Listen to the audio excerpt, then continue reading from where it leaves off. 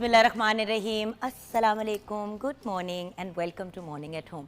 मैं हूं आपकी मेज़बान जुगन काजिम और आज मैं आपसे बात करना चाहूँगी हमारी सेंसेस की, जो हमारी 5 सेंसेस होती हैं। अब जब हम 5 सेंसेस की या 5 हिस्सों की बात करें तो वो क्या हैं? एक हमारा of course sense of smell होता है, सूंघने की जो हिस्स होती है। देन अगर आप बात करें टेस्ट की तो एक आपके चखने की हिस्स होती है, सेंस ऑफ टेस्ट। देन सूंघने की हिस्स, सेंस ऑफ स्मेल। देखना, सुनना, टेस्ट करना, सूंघना and then of course touch करना, यानी कि किसी भी चीज़ को हाथ लगा के फील करना। अब ये हमारी 5 सेंसेस हैं। हम अल्लाह का बहुत शुक्र अदा करते हैं बहुत सी चीज़ों का, लेकिन क्या हमने इन 5 सेंसेस का कभी शुक्र अदा किया है? देखिए व्यूअर्स, बिनाई की वैल्यू या देखने की वैल्यू वो बंदा समझ सकता है जो देख नहीं सकता या जिसकी बिनाई में इशू है। और मुझे कहाँ से ख्याल आया इस चीज़ का कि कुछ दिन पहले ही मेरी आंखों में इशू हो रहा था। मैं करीब से भी देखती थी तो मुझे ना धुंधला नज़र आ रहा था। तो मैंने कहा यार दूर से तो धुंधला नज़र आता था, ये करीब से क्यों धुंधला नज़र आ रहा है? और मैं बहुत डिस्टर्ब हो रही थी। मैं फ़ोन पे भी कोई चीज़ काम कर रही होती थी तो एकदम से चीज़ें ब्लरी हो जाती थी और कभी कभी तो बिल्कुल ही वो जो कहता है ना नज़र। अच्छा, मैं बहुत परेशान हुई, आई डॉक्टर के पास गई, वहाँ पे अपना चेकअप करवाया, पता चला कि भाई मेरी करीब की नज़र भी कमज़ोर हो गई है। अच्छा, उसके लिए फिर मुझे एनके पहननी पड़ी। आपको याद होगा कोई 2 हफ्ते पहले मैं डेली जो है अपनी ग्लासेस पहन रही थी। अभी भी मैं कुछ दिन ऑन एयर पहन लेती हूँ बिकॉज डॉक्टर ने कहा है कि ज़्यादा से ज़्यादा पहनूँ, जितना टाइम जागी हुई उस टाइम। क्यों?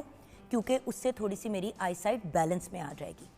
लेकिन व्यूअर्स, वो जो कुछ अरसे के लिए या जब मुझे महसूस होना शुरू हुआ कि मुझे नज़र नहीं आ रहा सही तरीके से, मैं आपको बता नहीं सकती हूँ कि मैं अपसेट तो हुई, लेकिन मैं बहुत ज़्यादा मुझे घबराहट होनी शुरू हो गई कि यार नज़र ही नहीं आ रहा, नज़र ही नहीं आ रहा, ये क्या हो रहा है? बंदे को एक इरिटेशन होनी शुरू हो जाती है। इसी तरह और उस वक्त मुझे ख्याल आया कि यार हम लोग कितना लाइटली ले लेते हैं अपनी आईसाइट को।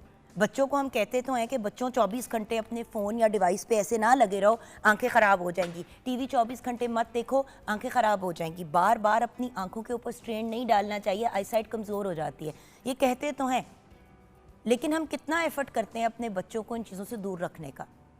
फिर क्या होता है कि 14-15 साल की उम्र पे बच्चों को प्रॉपर दूर की और करीब की नज़र लग जाती है। अब मुझे भी बायफोकल्स लगे, मुझे तो चले इस स्टेज पे लगे, जो एक फिर भी नॉर्मल चीज़ है। लेकिन अब हम ये देख रहे हैं कि बहुत यंग एज पे बच्चों की आई साइट जो है वो कमज़ोर हो रही है। दूसरी चीज़, सुनने की जो हमारी हिस्सा है, यानी कि जो सुनने की हमारी सेंस है, अब कितनी इंपॉर्टेंट है व्यूअर्स। हमें हमारा वार्निंग सिस्टम भी हमारे सुनने की हिस्स। अगर किसी की बात अंडरस्टैंड करनी है वो भी हमने सुन के करनी है। हर चीज़ एक्चुअली हमारे कम्युनिकेशन का तरीका क्या है? बोलना। तो जब कोई इंसान बोलता है तो तभी आप उसको सुन पाते हैं। अगर वो बोलेगा नहीं तो आपको आवाज़ नहीं आएगी। और अगर बोल रहा है और आपको आवाज़ नहीं आती तो लोग कहेंगे कि जी ये सुनने की सलाहियत से मरहूम है, राइट, या सुन नहीं सकता या सकती। फिर कुछ लोग ऐसे होते हैं जिनकी कानों में कोई इन्फेक्शन या कोई ऐसी बीमारी हो जाती है जिनसे उनकी हियरिंग मुतासर हो जाती है। मेरे हस्बैंड के साथ यही हुआ, कानों में उनके एक इन्फेक्शन हुई लेफ़्ट कान के अंदर। उन्होंने उसको काफ़ी देर इग्नोर किया, कान बॉदर करता रहा, ऐसे ऐसे करते रहे। कान में इतना डैमेज हो गया उस इन्फेक्शन की वजह से कि एक कान में 30-35% उनकी जो सुनने की सलाहियत है वो कम हो चुकी है। अब उस कान से वो बड़े तंग होते हैं। जब शोर वाली जगह पे जाते हैं तो जब 2-3 किस्म के शोर चल रहे होते हैं तो वो बहुत डिस्टर्ब होते हैं। तो फैसल को उस वक्त एहसास हुआ कि सुनने की जो सलाहियत होती है, हियरिंग अल्लाह ताला की कितनी बड़ी ब्लेसिंग है, और अगर वो डिस्टर्ब हो जाए तो बंदा कितना तंग होता है। तो जहाँ पे हम सुनने की बात कर रहे हैं, हम वहाँ पे देखने की भी बात की हमने। अब अगर हम एक्चुअली बात करें टेस्ट करने की, कोविड में आपको याद होगा बहुत से लोग जब बीमार हुए तो वो सूंघ भी नहीं पा रहे थे और उनको खाने का किसी चीज़ का जायका भी नहीं आ रहा था और लोग बहुत डिस्टर्ब हो रहे थे। और बड़ा बड़ा अरसा कुछ लोगों की ये वाली जो सेंस है वो वापस ही नहीं आई। अब अगर आपको जायका नहीं आता खाने का तो खाने का मज़ा ही नहीं आता, आपको पता ही नहीं चलता आप क्या खा रहे हैं। सोचने की बात है ना, टेस्ट आपका उड़ जाए तो आप मीठा खा रहे हैं, नमकीन खा रहे हैं, आपको पता ही नहीं चल रहा। तो खाना, जिसको हम एटलीस्ट साउथ एशिया में एंटरटेनमेंट का सबसे बड़ा फॉर्म सोचते हैं, सोचें आपके ज़बान में से टेस्ट बड्स ख़त्म हो जाए। अब सोचने का और लम्हा फ़िक्रिया उन लोगों के लिए जो स्मोकिंग बहुत करते हैं, वेपिंग बहुत करते हैं। माउथ कैंसर एक बहुत बड़ी ऐसी बीमारी है, या थ्रोट कैंसर, जिसकी वजह से आपके टेस्ट बड्स बिल्कुल उड़ जाते हैं। सो टेस्ट की कि कितनी इम्पोर्टेंस है ये हम अंडरस्टैंड नहीं करते। अब हमने बात की सुनने की भी, हमने बात की देखने की भी, हमने टेस्ट की भी बात की। अच्छा, अब सूंघने की मैं बात करना चाहूँगी। सेंस ऑफ स्मेल कितनी इम्पोर्टेंट है। कोई इंसान रात को सो रहा होता है, अल्लाह ना करे उनके घर में आग लगती है, तो सबसे पहली चीज़ जो उनको जगाती है वो धुएं की स्मेल होती है। उसी तरह जब हम कोई चीज़ बनाते हैं या खाते हैं या कुछ भी करते हैं, तो परफ्यूम्स लोग क्यों लगाते हैं, इतना ज़्यादा मिस्ट और परफ्यूम्स लोग क्यों ख़रीदते हैं? क्योंकि लोगों को की सेंस ऑफ स्मेल जो है वो इन्हांस होती है या एक्साइट होती है। तो अगर आप सूंघ ही ना पाएँ तो आपके लिए कितनी प्रॉब्लमेटिक चीज़ है। उसी तरह टच करने की जो सलाहियत होती है, अगर कोई इंसान अल्लाह ना करे तो बस इस्तग़फ़ार पैरालाइज हो जाता है, वो किसी चीज़ को हाथ नहीं लगा सकता, किसी चीज़ को महसूस नहीं कर पाता, तो ये तो साइंटिफिक रिसर्च ने भी अप्रूव किया है। नफ्सियात में रिसर्च जो हुई है उसमें ये चीज़ प्रूव हुई है। हग करने की बात, हाथ पकड़ने की बात, कि ह्यूमन टच, इंसानी जो ये टच है ये कितना इम्पोर्टेंट है एक दूसरे के लिए। हमारे सेंसेस कितने ज़्यादा उससे जो हैं वो इन्हांस हो जाते हैं, और हमारे कितने ज़्यादा मेंटल हेल्थ के, जहनी दबाव के मसाइल और फिज़िकल बीमारियां भी टच से ख़त्म हो जाती हैं। छोटा बच्चा जब पैदा होता है तो सबसे पहले कपड़े वगैरह किसी भी चीज़ के बगैर बच्चे को माँ के ऊपर रख दिया जाता है और माँ और बच्चे का स्किन टू स्किन कॉन्टैक्ट किया जाता है। क्यों? क्योंकि सेंस ऑफ स्मेल बड़ी इंपॉर्टेंट, सेंस ऑफ टच जो है, महसूस करने की जो हिस्सा है वो बड़ी अहमियत रखती है। सो व्यूअर्स, हमारी पांचों सेंसेस अपने अपने तरीके से बड़ी इंपॉर्टेंस रखती हैं। अनफॉर्चुनेटली छोटी उम्र पे बहुत से लोग जो हैं वो अपनी इन सेंसेस को किसी इम्पोर्टेंस और वैल्यू नहीं देते, बल्कि एहसास ही नहीं होता कि सेंसेस कितनी इम्पोर्टेंट हैं। अगर आप देख नहीं सकते तो आप रंग, रोशनी, चीज़ों को शक्ल पहचान ही नहीं सकते, क्योंकि आपको नज़र ही नहीं आ रही है एक चीज़। जो लोग देख नहीं सकते उनके लिए दुनिया अंधेरों से बेसिकली भरी हुई है, और जो इंसान देख के अपनी बीनाई को खोता है उसके लिए तो और भी ज़्यादा तकलीफ अमल होता है, क्योंकि वो सारी रंगीनियाँ देख के उन रंगीनियों से वो महरूम हो जाता है। फिर जो लोग अपनी टच या हेयरिंग का इस्तेमाल चीज़ों को महसूस करके करते हैं, उन लोगों के लिए फिर ये ज़्यादा इम्पॉर्टेंट हो जाता है। फॉर एग्ज़ाम्पल, अगर कोई देख नहीं सकता, ब्रेल जैसे कि ना, जो लोग देख नहीं सकते उनकी ज़बान है ये। देन पढ़ाई लिखाई और दूसरी चीज़ें भी देखें, हर चीज़ जो है, अगर आप लर्निंग को भी देखें तो वो हमारे सेंसेस के ऊपर बेस्ड है। आजकल जो आईबी सिस्टम इतना ज़्यादा पॉपुलर हुआ है, पहले ओ लेवल्स, ए लेवल्स बहुत पॉपुलर होते थे, अब आईबी सिस्टम बहुत पॉपुलर हुआ है। वो आपको सिखाता ही आपकी सेंसेस यूज़ करके है। तो आप सोचें कि सेंसेस कितनी इंपॉर्टेंट है, येट हम ना तो अपने सेंसेस का सही इस्तेमाल करते हैं और ना ही अपनी सेंसेस को ग्रूम करने के लिए उनके ऊपर वर्किंग करते हैं। देखें व्यूअर्स, बहुत सी ऐसी चीज़ें हैं जो अपनी डे टू डे लाइफ में करते हैं जो हमारे सेंसेस को डैमेज करती हैं। बेसिकली अगर लार्जर स्केल पे देखें तो वो हमारे जिस्म को ऑल टुगेदर मुतासिर करती हैं। जब हम खानों में केमिकल बेस्ड चीज़ें यूज़ करते हैं, नेचुरल और ऑर्गेनिक चीज़ों से अपने आप को दूर करते हैं, तो वो चीज़ें भी हमारे सेंसेस को मुतासिर करती हैं, हमारे सिस्टम्स को डैमेज करती हैं। फिर जब हम अपनी क़ुव्वत मुदाफ़ियत और अपने इम्यून सिस्टम का ख्याल नहीं रखते, उसके अपने साइड इफ़ेक्ट्स होते हैं, उससे भी हमारे सेंसेस मुतासिर होती हैं। आप ये देखें व्यूअर्स, खांसी ज़ुकाम हो जाए तो गला भी ख़राब हो जाता है, यानी कि बोलने की सलाहियत भी मुतासिर होती है, आपका नाक भी बंद होना शुरू हो जाता है, कान भी लोगों के बंद हो जाते हैं। तो ENT तो आपके 3 मेजर सेंसेस को आगे लेके चलती है। माइग्रेन हो, सर में बहुत ज़्यादा दर्द हो, तो आपको नज़र नहीं सही तरीके से आता, आपकी बीनाई मुतासिर हो जाती है। आप बहुत ज़्यादा अपने मोबाइल्स और डिवाइसेस को यूज़ करें, जैसे कि मैंने कुछ देर पहले कहा, बच्चों में नहीं बड़ों में भी। आप ये देखें कि हर दूसरा बंदा जो है उसकी आईसाइट ख़राब है और वो ग्लासेस यूज़ कर रहे हैं। और अगर आप ग्लासेस के बाद लेज़र ट्रीटमेंट, लेसिक्स वगैरह जो होती है वो करा के अपनी आईसाइट ठीक करा भी लेते हैं, लेकिन फिर आप उन्हीं कामों में पड़ जाते हैं, करीब करीब से देखना, अंधेरे में चीज़ों को पढ़ना, तो फिर उससे भी आपकी आईसाइट फिर मुतासिर होती है। सो व्यूअर्स, जहाँ पे हमने अपने जिस्म के हिस्सों का ख्याल रखना है, हमने अपनी डिफरेंट जो सेंसेस हैं उनको भी डेवलप करके आगे लेके चलना है। क्या आपको पता है कि जिन बच्चों की प्रॉपर तरीके से सेंसेस नहीं डेवलप होती, उनको ये कहा जाता है कि उनके माइलस्टोन सही तरीके से डेवलप नहीं हुए, जिनकी विजन सही नहीं डेवलप होती। बच्चों की पढ़ाई कितनी मुतासिर होती है। जस्ट अगर किसी की आईसाइट ख़राब हो और बच्चा जो है उसको बोर्ड नहीं सही तरह से नज़र आ रहा होता, तो वो उस बच्चे की पढ़ाई कितनी इफेक्ट होती है। तो अगर आपकी सारी सेंसेस प्रॉपर तरीके से काम करती हों तो तब ही आप एक प्रॉपर फंक्शनल ह्यूमन बीइंग की तरह आगे बढ़ सकते हैं। और बच्चों में तो ये सबसे ज़्यादा इम्पॉर्टेंट है। और बच्चों में ही सबसे ज़्यादा कोताहियाँ की जाती हैं। सिंपल सी बात है व्यूअर्स, बच्चों के जो पीडियाट्रिशियन होते हैं, जो बच्चों के स्पेशली मुआलिज होते हैं, उनसे प्रॉपर बच्चों का चेकअप कराना और बच्चों के जो माइलस्टोन्स हैं उनके ऊपर नज़र रखना। फिर बच्चे जब स्कूल जाना शुरू करें, एक दफ़ा जाके आई साइट चेक करा लेना। क्यों? क्योंकि अक्सर ऐसा होता है कि बच्चों की दूर की नज़र कमज़ोर होती है, नॉर्मल लाइफ में तो नहीं पता चलता, लेकिन जब पढ़ाई लिखाई के मामलात होते हैं तो तब मसले होते हैं। फिर डेंटिस्ट से प्रॉपर तरीके से रुजू करके बच्चों के दांतों को भी प्रॉपर तरीके से टाइमली चेक कराना। उसके अलावा अगर कोई इन्फेक्शन या कोई बीमारी हो गई है तो टाइमली बच्चे को उस बीमारी से रिलेटेड मुआलिज के पास लेके जाना। मैंने आपको क्या बताया, मैंने अपनी आइज़ का ख्याल नहीं किया, नहीं ध्यान किया, और मेरा सारा काम ही, सच्ची बात है व्यूअर्स, फ़ोन पे होता है। स्क्रिप्ट भी फ़ोन पे आती है, बहुत सी ऐसी चीज़ें जब रिसर्च करनी होती है वो भी फ़ोन पे या लैपटॉप या टैब पे होती है। तो आंखें तो होती हैं मुतासर, थोड़ी सी अगर एहतियात कर लेती तो आज बायफोकल एनके ना लगती। अब आगे जाके ऑब्वियसली आंखों की सर्जरी करानी पड़ेगी ताकि एक दफ़ा प्रॉपर तरीके से सेटल हो जाए। हर वक्त एनके नहीं मैं पहन पाती। मेरे हस्बैंड ने अपने कानों को कितना बड़ा डैमेज कर लिया विदाउट इवन रियलाइजिंग। इन्फेक्शन थी, नहीं सीरियसली ली, उन्होंने सोचा ठीक हो जाएगी, किसी ने ड्रॉप्स रेकमेंड किए, वो ड्रॉप्स डाल दिए। अच्छा, बताया भी नहीं, मुझसे भी नहीं डिस्कस किया। मुझसे ही बात कर लेते तो मैं फ़ौरन उनको ले जाती ENT के पास। वो नहीं गए, वो लेट होती गई चीज़। फाइनली जब लेके गए, हाँ जी इन्फेक्शन को तो कंट्रोल कर लिया, लेकिन इन्फेक्शन जो है वो कान को डैमेज करके चली गई। अब एक कान से उनको नहीं सही सुनाई देता। और वो मुझे अक्सर कहते हैं कि जुगन, मैं अक्सर सोचता हूँ कि जिन लोगों को बिल्कुल ही नहीं सुनता वो कितने तंग होते होंगे। मेरी तो 30-40% हियरिंग एक कान में मुतासर है। उस साइड से अगर कोई मेरे से बात करे, मुझे बात नहीं सही तरह समझ आती, मैं बड़ा डिस्टर्ब हो जाता हूँ। तो बात यह है कि व्यूअर्स, छोटी छोटी मिस्टेक से हम अपने सेंसेस को जो है, जो चीज़ें हमारी सेंसेस को इन्हांस करती हैं, हम उनको डैमेज कर देते हैं। सो जहाँ पे दूसरी चीज़ों का ख्याल रखना है, अब किचन में आप देखें कितनी दफ़ा लोग इस चीज़ का ख्याल नहीं करते, गरम गरम चीज़ें एकदम से उठा लेते हैं, हम अपनी फिंगर टिप्स को बर्न कर लेते हैं।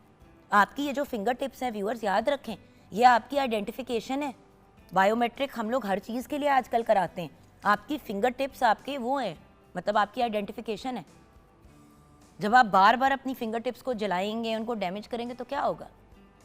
आपकी ये जो फिंगर टिप्स के ऊपर आइडेंटिफिकेशन है वो चेंज होनी शुरू हो जाती है। इसीलिए तो कहते हैं कि बुजुर्गों के जब आप उंगलियों के वो निशान लेने की कोशिश करें तो उनके थंबप्रिंट्स अक्सर नहीं आते, क्योंकि वो घिस जाते हैं ऑलमोस्ट। सो व्यूअर्स, प्लीज़ अपने जिस्म का वैसे ही ख्याल रखें जिस तरह आप अपने घर की महंगी तरीन चीज़ों का रखते हैं। हम लोग अपने घर के डेकोरेशन पीसेस, गाड़ियों का, जेवर वगैरह का तो बड़ा ख्याल रखते हैं।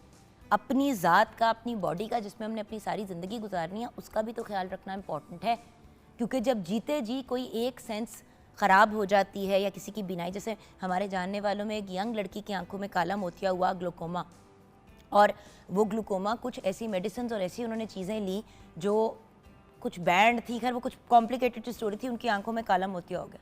अब काले मोतिया का कोई इलाज नहीं है, उसको स्लो डाउन भी कर सकते हैं लेकिन उसको ख़त्म नहीं कर सकते उस प्रॉब्लम को। अब दोनों आंखों की बिनाई उस बच्ची की जा चुकी है। She is only 32 years old, 32 साल की उम्र पे। सो व्यूअर्स, एहतियात जितनी ज़्यादा कर सकते हैं करें, और अगर किसी चीज़ की इंडिकेशन आनी शुरू होती है तो मौके पे टाइमली उसका इलाज करें।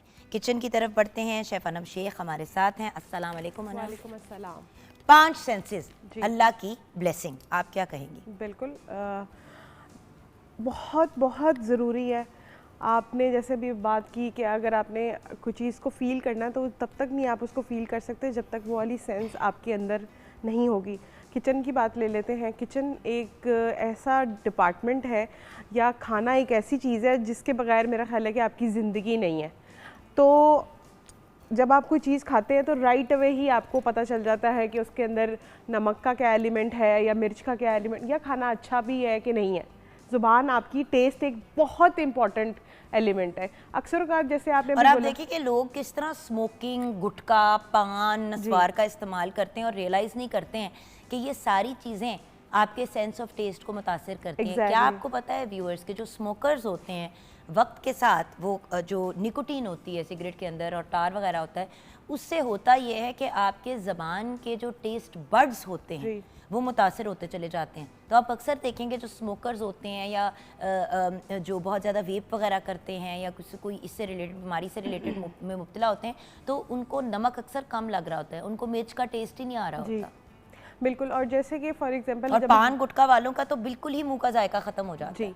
जैसे अभी हमें जैसे ज़ुकाम हो जाता है, गला ख़राब होता है, सबसे पहला एलिमेंट यही आता है कि आपका टेस्ट बर्ड जो है वो बिल्कुल ख़त्म हो जाता है, और फिर हम ना बड़े इरिटेट होते और हैं। चाहे भूख भी लग रही हो, जी। कुछ खाने पीने को दिल नहीं चाह Exactly. रहा होता, क्योंकि आपकी ज़बान रिकग्नाइज ही बिल्कुल। नहीं करती किसी चीज़ को। बिल्कुल, और हम किसी भी अपनी सेंस को जो है वो लाइटर नोट पे नहीं ले सकते। हर सेंस अपने एस्पेक्ट पे बहुत इम्पॉर्टेंट है, फिर वो चाहे आपका टेस्ट हो, आपकी क्या कहते हैं हेयरिंग का हो, या आपका मतलब किसी तरह की भी कोई भी, सारी सेंसेस आपकी बॉडी के लिए ज़रूरत है। एक भी मिसिंग होगी तो वो आपको मेजर मिसिंग लगेगी चीज़। एग्जैक्टली और व्यूअर्स पे कोई भी एक मिसिंग होती है तो फिर आपको डिफरेंटली एबल्ड, डिसेबल्ड या स्पेशल पर्सन बुलाया जाता है, और फिर आपको स्पेशल अकोमोडेशंस आपके लिए क्रिएट की जाती हैं। सो व्यूअर्स, एटलीस्ट जिन लोगों को अल्लाह ताला ने पांचों सेंसेस से नवाजा है और आपकी नॉर्मल तरीके से वो चीज़ें चलती हैं, तो कम से कम ऐसी चीज़ें ना किया करें जो आपकी नॉर्मल लाइफ की फंक्शनिंग को डैमेज करती हैं।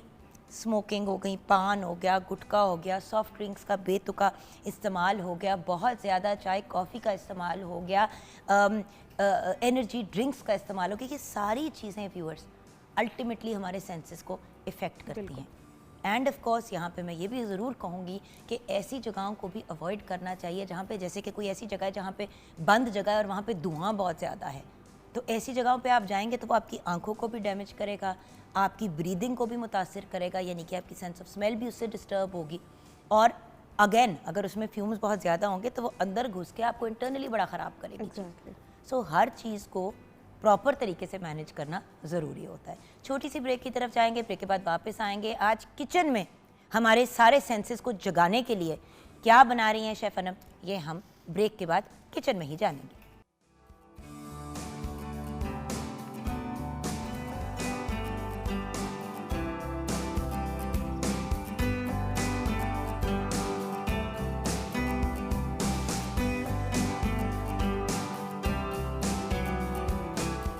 जी हाँ, welcome back from the break viewers, और हम आ गए हैं किचन में, और किचन में कुछ मज़े का बनाएंगे। और वैसे अगर आप देखें तो किचन में आपकी पांचों सेंसेस एंगेज होती हैं। बिल्कुल।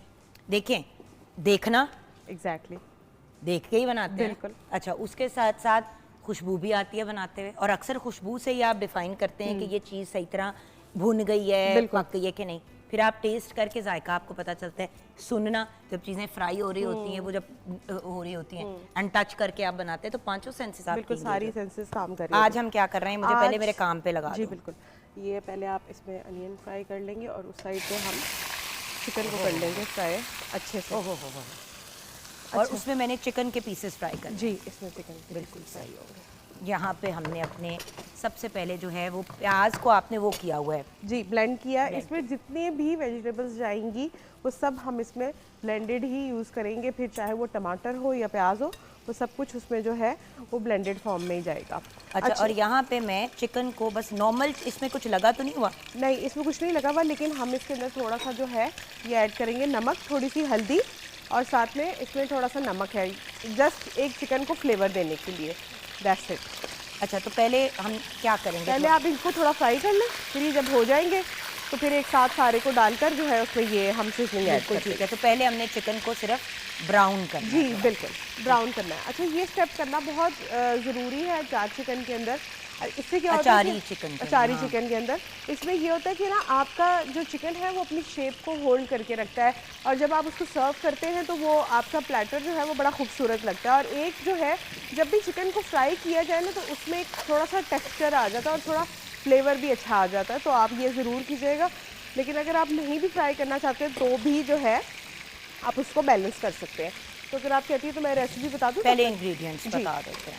अचार चिकन के लिए हमें चाहिए टमाटर 4 से 5 अदद, मेथी दाना 1 चाय के चम्मच, साबुत सूखा धनिया जो है वो इसमें 1.5 खाने के चम्मच जाएगा, ज़ीरा 1.5 चाय का चम्मच, सौंफ 1.5 चाय का चम्मच, और कलौंजी 1 खाने का चम्मच, राई इसमें 2 चाय के चम्मच जाएंगे, कुटी सुर्ख मिर्च 1 खाने का चम्मच, सूख मिर्च पाउडर 1 चाय का चम्मच, धनिया पाउडर 2 चाय के चम्मच, नमक हस्बे जायका, गरम मसाला पाउडर तकरीबन 1 चाय का चम्मच, हल्दी पाउडर आधा चाय का चम्मच, नींबू का रस ये ऑप्शनल है, डालना चाहे तो डालने, स्किप करना चाहे तो स्किप करने। 2 से 3 खाने के चम्मच हरी मिर्चें 9 से 10 अदद, तेल 1 कप के करीब जाएगा, प्याज इसमें 2 अदद जाएंगे, लहसुन कुटा हुआ आधा खाने का चम्मच, अदरक कुटा हुआ आधा खाने का चम्मच, दही इसमें जाएगी 250 ग्राम के करीब, और मिक्स बोटी चिकन जो कट है वो 1 केजी या 1.5 किलो के हिसाब से भी आप कर सकते हैं। पानी 1 कप जाएगा। हरा धनिया जो है इसमें 2 से 3 खाने के चम्मच जाएगा। गार्निश के लिए लेमन का रस, और साथ में हम इसके अंदर हरे धनिया के साथ इसकी जो है वो गार्निश करेंगे। बहुत ही सिंपल रेसिपी है, ज़्यादा टाइम टेकिंग नहीं है। आपने सबसे पहले जो है, अगर आप इसको घी में बनाएंगे तो ज़्यादा अच्छा जो है वो पाकिस्तानी खाने का फ्लेवर ज़्यादा अच्छा निकल कर आता है, लेकिन अगर आप उसको घी में नहीं भी बनाना चाहते तो ऑयल में भी बना सकते हैं। एक पैन में आपने क्या करना है कि थोड़ा सा घी डाल लेना है, और उसमें अच्छी तरीके से आपने चिकन को लाइट गोल्डन ब्राउन कर लेना है। जब जैसे ही लाइट गोल्डन ब्राउन हो जाएगा, साथ ही हम उसके अंदर सीजनिंग ऐड कर देंगे, उसमें नमक जाएगा, साथ में उसमें हम ऐड करेंगे हल्दी है, और कुटी हुई लाल मिर्च बिल्कुल लाइक 1/3 टीस्पून के करीब हम ऐड करेंगे, जस्ट चिकन को एक फ्लेवर देने के लिए। दूसरी साइड की तरफ हम एक पैन लेंगे, उसमें घी ऐड करेंगे। उसमें घी डालकर जो है प्याज ले लेना है आपने 2 से 3 अदद, और उसको अच्छी तरीके से ब्लेंड कर लेना है। और ब्लेंड करने के बाद आपने उसके ऑयल के अंदर या घी के अंदर आपने उसको इतना अच्छा फ्राई कर लेना है कि वो लाइट गोल्डन ब्राउन हो जाए। जैसे ही वो लाइट गोल्डन ब्राउन हो जाएगा, साथ ही हम जिंजर गार्लिक पेस्ट ऐड कर देंगे। उसको 1 से 2 मिनट जो है वो कड़कड़ाएंगे या उसको सौते करेंगे। अच्छा, अब इम्पॉर्टेंट बड़ा इसमें ये एलिमेंट रखता है, ये साबुत जितना हमारा मसाला है। इस मसाले के अंदर है जी राई है, साबुत जो है सूखा धनिया है, सौंफ है, अजवाइन है, और साथ में इसके अंदर थोड़ी सी जगह कलौंजी है, और उसके साथ इसके अंदर राई है, और मस्टर्ड सीड्स येलो वाले हैं इसके अंदर। तो आपने ये सारी चीज़ों का एक जो है मिक्सचर बना लेना। क्वांटिटी आपने हाफ टीस्पून से ज़्यादा नहीं रखनी। जैसे ही आपका प्याज बिल्कुल फ्राई हो जाएगा तो आपने उसके अंदर ये डाल देना है। साथ ही मसाले ऐड कर देंगे, जैसे कि नमक जाएगा, लाल मिर्च पाउडर, कुटी हुई लाल मिर्चें, और साथ में हल्दी। बिल्कुल ठीक है, 1 आध मिनट और कुक करना, फिर निकाल लीजिएगा। उसके बाद आपने इनको अच्छी तरीके से ड्राई रोस्ट करना है। जैसे ही ये अच्छी तरीके से फ्राई हो जाएगा प्याज के अंदर, तो फिर हम उसके अंदर ऐड कर देंगे टमाटर डालकर 2 से 3 टमाटर हमने लिए हैं, 4 भी ले सकते हैं आप। उसको अच्छी तरीके से ब्लेंड करेंगे। ब्लेंड करने के बाद उसको आपने कुक करना है। कुक करने के बाद आपने उसके अंदर जो है जो चिकन आपने फ्राई किया हुआ है वो डाल के उसको पकने के लिए छोड़ देना है। अच्छा, दूसरी साइड पे ही हम अचार गोश्त मसाला लेंगे, और हरी मिर्चों को सेंटर से स्लिट लगाकर उसके अंदर थोड़ा सा ऑयल या पानी के साथ उसको कंसिस्टेंसी थोड़ी थिक कर लेंगे उसकी, और उसकी फिलिंग करेंगे हरी मिर्चों के अंदर। और जब बिल्कुल हमारा अचार चिकन रेडी हो जाएगा तो लास्टली हम उसके ऊपर गरम मसाला और हरा धनिया और ये जो मिर्चें हमने डाली है उसको हम 1 से 2 मिनट का दम देंगे, तो हमारा अचार चिकन जो है वो रेडी हो जाएगा। अच्छा, यहाँ पे एक चीज़ मैं बताना भूल गई कि जब आपका मसाला बिल्कुल फाइनल हो जाए तो आपने उसके अंदर ऐड करनी है दही। दही से ही आपकी जो है अचार चिकन में एक खटास का एलिमेंट आएगा, तो ये दही डालने वाला स्टेप बड़ा इंपॉर्टेंट है। जैसे ही आपके टमाटर भून जाए तो आप इसमें दही डाल दें, और उसकी भुनाई करने के बाद आप अपना बाकी का प्रोसीजर जो है उसको शुरू कर लें। यहाँ पे मैंने चिकन को ब्राउन किया है जी, और करती चली जा रही हूँ।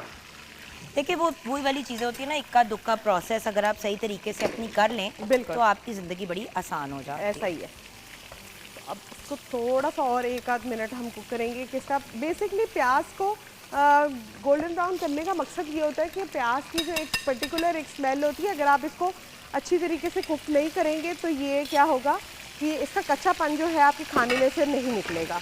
तो ये आपने जो है एक इम्पॉर्टेंट रोल है, इसको आपने स्किप नहीं करना बिल्कुल भी। बिल्कुल।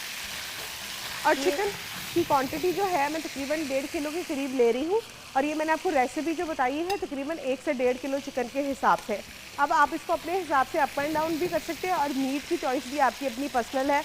आप चाहे तो चिकन में बनाएं, बीफ में बनाएं, मटन बनाएं, ये आपकी अपनी पर्सनल चॉइस है कि आपने उसको। हाँ, लेकिन मटन और बीफ में तो फिर टाइमिंग फ़र्क हो जाती है। जी बिल्कुल, टाइमिंग इंटायरली सिर्फ कुकिंग टाइमिंग जो है वो चेंज हो जाएगी। कैसे वो उसमें फिर हमने क्या प्रोसीजर कोई फ़र्क करना है, क्या करना है? सेम इसी तरीके से जैसे अभी हम चिकन को फ्राई करें, इसी तरीके से हम उसको फ्राई करेंगे, गोश्त को, मतलब मटन या बीफ को फ्राई करने के बाद फिर हम क्या करेंगे कि उसको हम डाल देंगे प्रेशर में, और साथ में जो है मसाले, थोड़े साबुत खड़े मसाले डालकर उसकी अच्छी तरीके से स्टॉक निकाल लेंगे। अच्छा, जब स्टॉक निकल आएगी तो फिर आपने गोश्त निकालना है, और गोश्त निकाल कर आपने अपने मसाले में बहुत अच्छी तरीके से भूनना है, और उसी स्टॉक के साथ ही थोड़ा थोड़ा पानी ऐड करके आपने अपने गोश्त को बिल्कुल फाइनल टचेस पे ले आना है। बिल्कुल सही जी। बेसिकली कुकिंग का ही टाइम है जो आपका लग रहा है उधर, अदरवाइज तो प्रोसीजर तो काफ़ी इजी है। बिल्कुल। और ये एक बड़ा ही अच्छा ऑप्शन है आपके ख़ास तौर पे लंच के लिए, ख़ास तौर पे जब गर्मियाँ आ जाती हैं और आपके घर पे कोई अगर लंच या ब्रंच का आपके घर पे कोई एहतमाम आपने किया हुआ, तो उसमें एक ये बहुत अच्छा ऑप्शन है। अगर आप इंटायर पाकिस्तानी खाना कर रहे हैं तो उसमें एक ये बहुत अच्छा ऑप्शन है। अब यहाँ पे आपकी अपनी मर्ज़ी है कि देखो, जो आप लोग चिकन कढ़ाई हर वक्त बना रहे जी। होते हैं, उसमें थोड़ी सी ये वेरिएशन डाल दें तो उसका जायका भी बहुत बेहतर हो जाता है। बिल्कुल। सो ये एक बड़ा इंपॉर्टेंट हाँ जी। एलिमेंट होता है कि चीज़ों को थोड़ा सा ना बिल्कुल। अपने हिसाब से और अपनी सिचुएशन के हिसाब से आप Exactly. प्रिपेयर करें। हाँ जी, आप उसको जो है अप एंड डाउन इस तरह से कर सकते हैं। अच्छा, अब यहाँ पे आपकी अपनी पर्सनल चॉइस है कि आपने चार चिकन को बहुत स्पाइसी करना है या बहुत माइल्ड रखना है। तो ये अब आप अपने हिसाब से आप देख लें। माइल्ड रखें तो ज़्यादा बेहतर है, क्योंकि जब आप हरी मिर्चों को उसके साथ खाएंगे तो आपको एक अच्छा सा फ्लेवर आएगा। साथ में आप इसके साथ तंदूर की खमीरी रोटी के साथ ये बहुत कॉम्प्लीमेंट करता है, साथ में सैलेड अच्छा, एंड ये हम रायता। फ्राई जो कर रहे हैं जी। चिकन, ये हम क्यों कर रहे हैं? ये चिकन को फ्राई इसलिए जोग्राफी कर रहे हैं हम, ताकि चिकन जो है हमारा जब अपनी शेप को होल्ड करके रखें। अच्छा। क्योंकि अक्सर औक़ात ऐसे होता है कि हम चिकन को बहुत ज़्यादा ओवर कुक कर देते तो वो चिकन अपनी बोटियाँ एक रेशा रेशा निकलना शुरू हो जाता है। जब आप उसको फ्राई करते हैं, अगर आप को बताऊं तो जैसे प्रोफेशनली जब हम लोग होटल फील्ड में काम करते हैं तो वहाँ पे क्या करते हैं कि जब भी आपने चिकन कढ़ाई बनानी है, चिकन कोरमा बनाना है, कुछ भी बनाना है, तो उसके लिए सबसे इम्पॉर्टेंट पहले एक चीज़ होती है, वो होता है जी आपने चिकन को जो है वो फ्राई करना होता है। बिल्कुल सही। तो ये प्रोसीजर जो है पाकिस्तानी खाने का, आप समझिए कि एक बड़ा इंपॉर्टेंट एलिमेंट है कि आपने अपने गोश्त को जो है वो फ्राई करना है। इसमें ना मैं थोड़ा सा घी और ऐड करूँगी ताकि जो है ना थोड़ा मसाला अच्छे से जो है हमारा भून जाए। और ये चिकन वाला घी भी जो है हम इसी के अंदर ही डाल देंगे। इसीलिए हमने अपनी क्वांटिटीज चीज़ों की ज़रा जी मुनासिब रखी है। ये नहीं हमने किया कि उसमें भी तेल जी डाल दिया। और ये वाला ऑयल भी आप देखें ना कि हम इसमें से उसको प्रॉपर तरीके नहीं कर रहे हैं कि ऑयल इसमें डालते जा रहे हैं डालते जा रहे हैं। अच्छा जुगन, अभी ये हो गया है।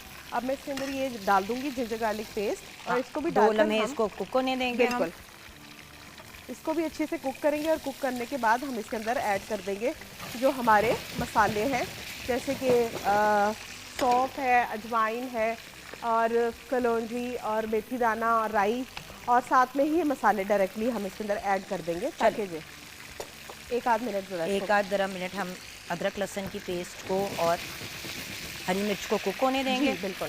और उतनी देर में हमारा यहाँ पे भी जो काम था वो डन हो जाएगा। उसमें आपने कहा था कि मैंने नमक और क्या डालना है? जी बिल्कुल, ये मैंने आपके पास ही रखा है। नमक है और हल्दी है और थोड़ा सा वो है कुटी हुई लाल मिर्च है।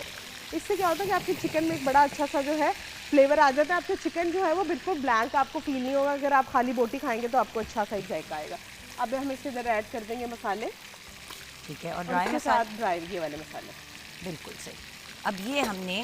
अब ये आपकी एक बेस अभी रेडी हो गई है, लेकिन इसने भुनना है अभी। जी अभी इसमें भुनना है। अब इसके अंदर हम ऐड करेंगे थोड़ा सा जो है अचार, बाज़ारी अचारी मसाला भी हम इसके अंदर। अच्छा, मैंने नमक की क्वांटिटी थोड़ी कम ही रखी है क्योंकि इस मसाले में भी नमक होता है, तो आपने अपने हिसाब से थोड़ा अप एंड डाउन मसाला कर लेना है। बिल्कुल सही। और यहाँ पे हमारी ये चिकन भी हो गई ब्राउन। जी, इसको अब मैं इसमें वापस डाल दूँगी जैसे कि आपने मुझे कहा था। जी। और अब इसके अंदर हम ये सारे मसाले ऐड करते हैं। नमक भी डालना है। जी मैंने डाल दिया हुआ। डाल दिया इसमें? डाल दिया। अच्छा नहीं, अच्छा हाँ, ये हम अब इसको ऑलमोस्ट जैसे वहाँ पे भी भुन रहा है मसाला तो यहाँ पे भी भुन रहा है। आपको पता है जुगन, अभी क्योंकि पाकिस्तानी खाना सबसे इम्पोर्टेंट एलिमेंट ही भुनाई है। हाँ। अगर आपकी चीज़ों की भुनाई अच्छी नहीं होगी तो आपका आउटकम अच्छा नहीं निकलेगा। अच्छा, अब साथ ही हम इसके अंदर ऐड कर देंगे टमाटर की पेस्ट। बिल्कुल, टमाटर की पेस्ट। अब हमें ना एक्चुअली ब्रेक की तरफ जाना है। आप ज़रा जल्दी से बता दें कि अब बिल्कुल आगे बस अभी टमाटर की पेस्ट डालकर इसकी अच्छी तरह भुनाई करेंगे, फिर इसमें दही डाल देंगे। जब दही वाली भुनाई डन हो जाएगी तो उसके बाद हम इसके अंदर ऐड कर देंगे ये चिकन। और चिकन डालकर उसको इतनी देर कुक करेंगे कि हमारा चिकन 100% डन हो जाए। और लास्टली हरी मिर्चें स्टफ करके उसके ऊपर रख देंगे और उसको 1 से 2 मिनट का दम लगा देंगे। लो जी, काम तकरीबन हो गया। वैसे एक बात बताऊं, यहाँ तक अगर आप मसाला बना के अपने पास बोतल में भी डाल के रख लेना, बिल्कुल फ्रीज कर लें, हाँ जी। तो ये आप निकाल के फिर यूटिलाइज कर सकते हैं मौके पे। चिकन बस आपने भूनी और उसमें ये डाल। बिल्कुल। चले हम ब्रेक की तरफ चलते हैं व्यूअर्स, आप हमारे साथ रहिएगा। ब्रेक के बाद जब वापस आएंगे तो क्या क्या नई और इंटरेस्टिंग चीज़ें हमारे यंग बच्चे सीख रहे हैं AI की और टेक्नोलॉजी की दुनिया में, इससे हम रिलेटेड बात करेंगे ब्रेक के बाद। आप हमारे साथ रहिएगा।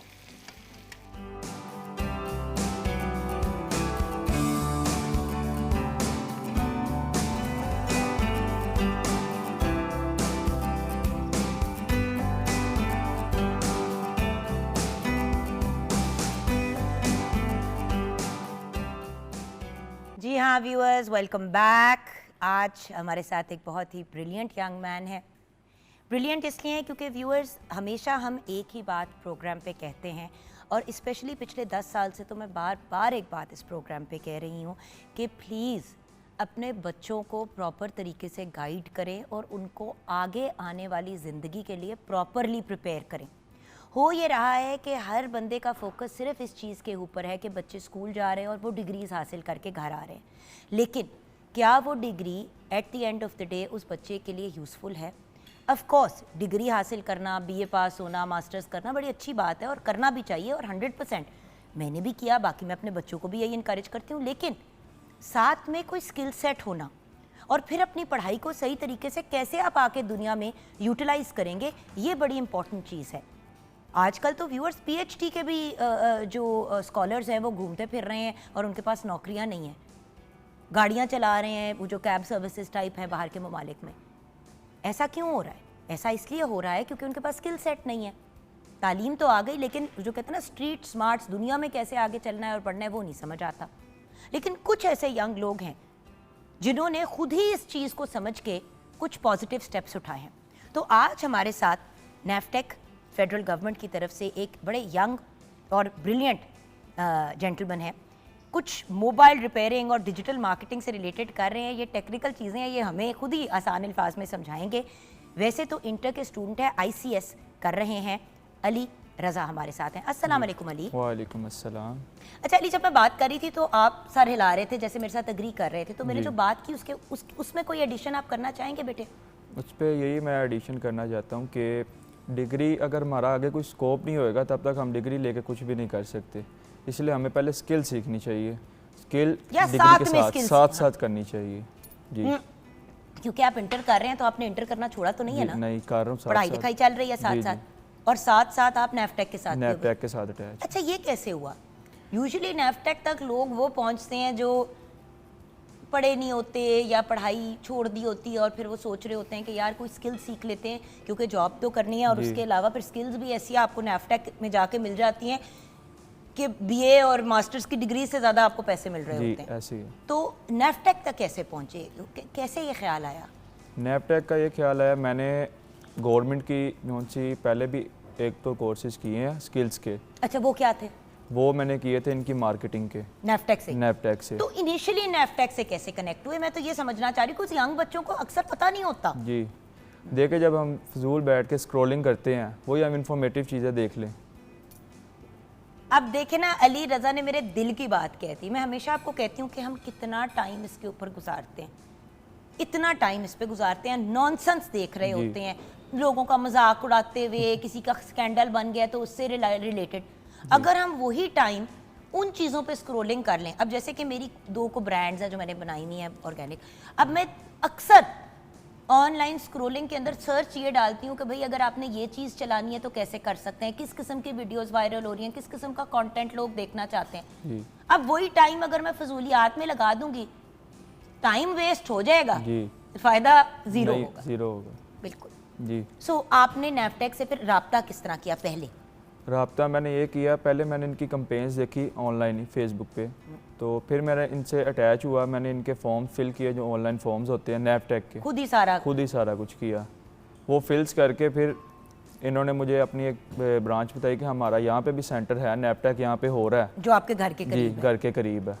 फिर मैं वहाँ पे जाके नैफटेक के कोर्स के अंदर एडमिशन ले लिया। तो पहला कोर्स क्या किया? पहला कोर्स मैंने डिजिटल मार्केटिंग का किया था। अच्छा, नैफटेक के अंदर उसके बाद अब मैं मोबाइल रिपेयरिंग कर रहा हूँ। मैं कह रहा हूँ एक तो मार्केटिंग हो जाएगी, साथ साथ एक प्रैक्टिकल वर्क भी आपके पास आ जाएगा। लेकिन मैं एक एक करके टच करूंगी। मुझे पहले वाला बताओ, डिजिटल मार्केटिंग में क्या सीखा आपने? डिजिटल असल में व्यूअर्स को भी पता चले ना, अक्सर माँ बाप जैसे कि मेरे जैसे लोग जो पेरेंट्स हैं, मैंने आपको बताया हमजा माशाल्लाह आपसे भी 2 साल बड़ा है, 20 साल का है, अब टर्म सामने आ जाती है, हमें समझ ही नहीं आती है पेरेंट्स। तो थोड़ा सा एक्सप्लेन कर दो कि डिजिटल मार्केटिंग के कोर्स में सिखाया क्या गया आपको?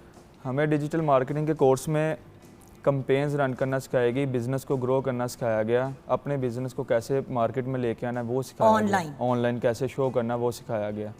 जैसे अभी मैं आपसे शिकायत कर रही थी कि यार बेटा देखो YouTube का चैनल कैसी कैसी अजीब चीज़ों को चल जाती हैं उसके ऊपर, और आप बड़ी कोई इन्फॉर्मेटिव चीज़ बनाओ तो उसके 200 व्यूज़ 800 व्यूज़, चाहे आपके थाउजेंड्स में भी फॉलोअर्स हो, हंड्रेड्स ऑफ थाउजेंड्स में भी फॉलोअर्स हो, जी, तो आप ऐसे। मुस्कुरा रहे थे जी। क्योंकि आपको एल्गोरिदम्स का पता है, जी जी राइट? जी। सो इस डिग्री को या जो आपने कोर्स किया उसका आपको फायदा क्या हुआ उसका फ़ायदा ये हुआ और उसको आप यूज कैसे करेंगे? जी, उसका फ़ायदा ये हुआ जैसे कोई अब स्मॉल यंग यंगस्टर्स जो से हैं वो अभी बिज़नेस स्टार्ट करते हैं, तो हम उनसे डायरेक्ट कांटेक्ट करते हैं, हम उनको कहते हैं कि हम आपके बिज़नेस को ग्रो भाई करेंगे। मेरे जैसा बंदा भी है, जी। मेरी दोनों बिजनेसेस छोटी सी हैं, मतलब अभी ऑनलाइन ही चल रही है, जी तो अगर ऑनलाइन चल पड़ेंगी तो बंदा फिर दुकानों में रखेगा जी, ना, ऐसी है, तो उसके लिए तो आपको लोग चाहिए होते हैं। चाहिए होते हैं। तो वो लोग जो राब्ता करते हैं, जैसे मुझे मेरे से भी कि जी आप ही हम आपका काम तो ये डिजिटल मार्केटिंग जी, मार्केटिंग होती है, और इसका प्रॉपर कोर्स होता है। कोर्स होता तो हम पूछ भी सकते हैं अगर कोई राब्ता करे कि जी आपने कोई कोर्स किया हुआ है, कुछ किया हुआ है, या वैसे ही खुद ही सीख जी। साख के।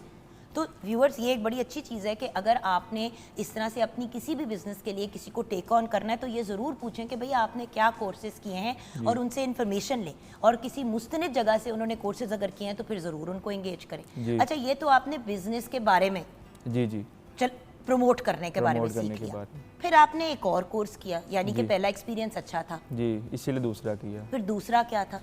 दूसरा मेरा मोबाइल रिपेयरिंग का था, नैपटैग के थ्रू ही मैंने मोबाइल रिपेयरिंग की थी।